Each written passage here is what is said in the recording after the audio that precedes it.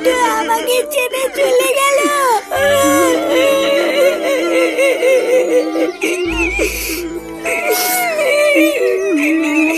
ফুটো তুই আমাকে ছেড়ে চলে গেলি বাবা।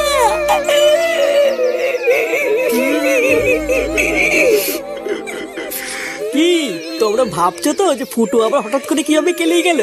চলো সবার আগে দেখে নি যে কি এমন হয়েছিল যার জন্য ফুটুর আজকে এই অবস্থা।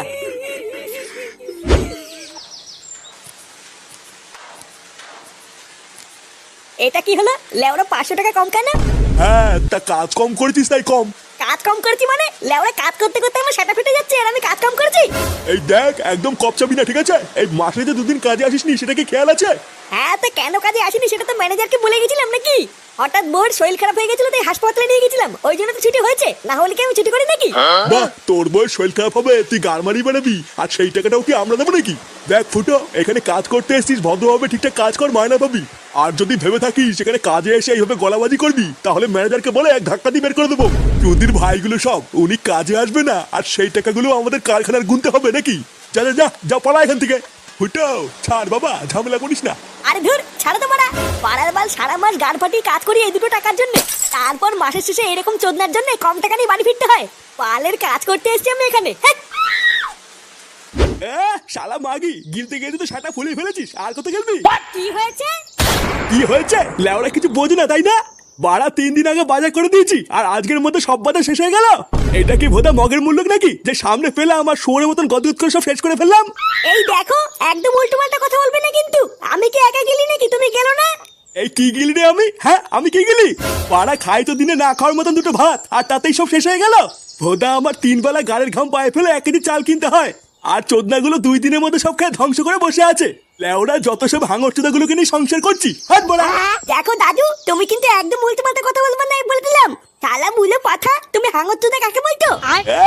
বাল ছেড়ার ক্ষমতা নেই, লেওরা ধরে টাটানি। বেরো গার মানি এখান থেকে। তুমি মুখ সামলে কথা বলবে কিন্তু, না হলে কিন্তু তোমার মুখ আমি মেরে ভেঙে দেবো, বলে দিলাম। কি তুই আমার মুখ ভাঙবি? আয় না, আয়। শালা গিলে গিলে সব কটা তেল বেড়ে গেছে তাই না? আয়, সব কটা তেল বের করে দেবো। ওমা, 1 গ্লাস জল দাও না, খুব জোর তেষ্টা পেয়েছে। জল তেষ্টা যখন পেয়েছে তখন নিজের জলটা নিজে নিয়ে নে গিয়ে, যা। আমি পারবো না।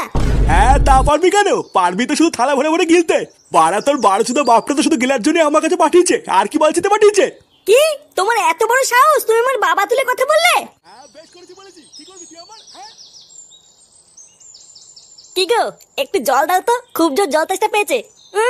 দেখছো না আমি একটা কাজ করছি? রান্না ঘরে গিয়ে নিজে গিয়ে নিয়ে নাও, গিয়ে যাও।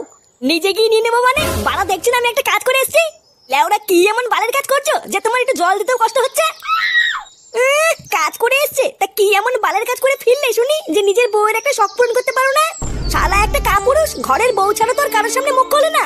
সেই সকাল থেকে রান্না করা বাসন মাজে আমি একা একা সব কাজ করি, তারপরেও তোমার মা এসে যা নয় তাই বলে যায়, তারপরে তুমি এসেও যা নয় তাই বলো।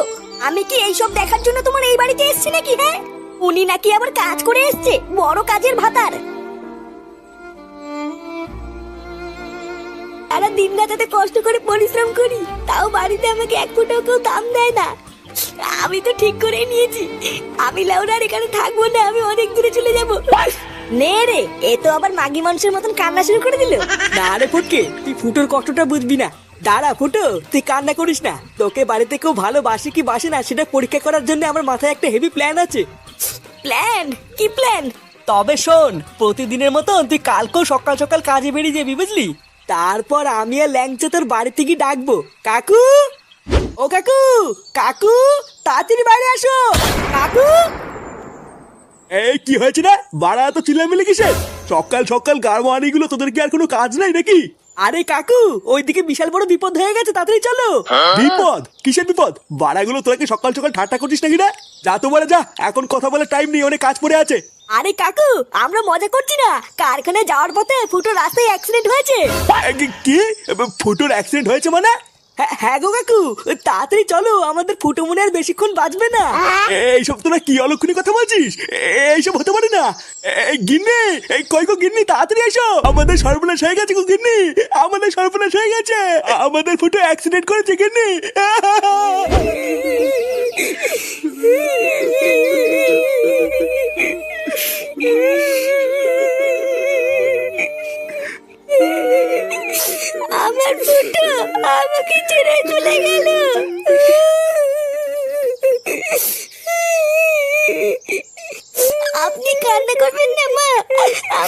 না করলে আমার খুব কষ্ট হয়।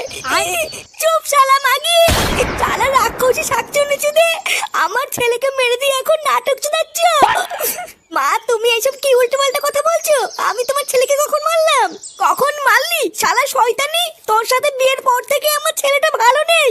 আমার ছেলেটাকে তো খেলি, এবার বেরো আমার বাড়ি থেকে। কেন আমি বেরোবো কেন? এবার তো বেরোবো তোমরা। আমার স্বামী বেঁচে ছিল বলে এতদিন কিছু বলতে পারিনি, এখন তো আমার স্বামী নেই, বেরো পড়া। এইসব তুমি কি বলছো বৌমা? আমরা বেরিয়ে যাবো মানে? চুপ শালা বুড়ো, অনেক হয়েছে তোদের নাটক, এবার বেরো। বৌমা কি সব বলছো তুমি এসব? তোমার কি মাথা ঠিক আছে? হ্যাঁ মা তো ঠিকই বলেছে, শালা বুলে পাঠা। আর কয়দিন থাকবি বেলা বেলা? পাড়ার বার এতদিন অনেক গাল মারলি তো, এবার বেরো আমার বাড়ির থেকে। শালা গাল মারানি বাপটা এতদিন আমাকে অনেক গালিতে, এবার মলে গেছে ঠিক হইতে। ওরে শান্তির ছেলে, তোর তলে তলে এই ছিল, এই গাল মেলেতে। তুদির ভাই বাপ মরে গেছে খুব ভালো হয়েছে তাই না? সেটাই খুব রস হয়েছে। শালা যেই দেখেছি আমি মরে গেছি, আর এই মাগি আর এই শান্তির ছেলে রস বেরিয়েছে। হ্যাঁ আজ লেওরে এই মাগি আর এই শান্তির ছেলে দুটোই শেষ। খতম। কি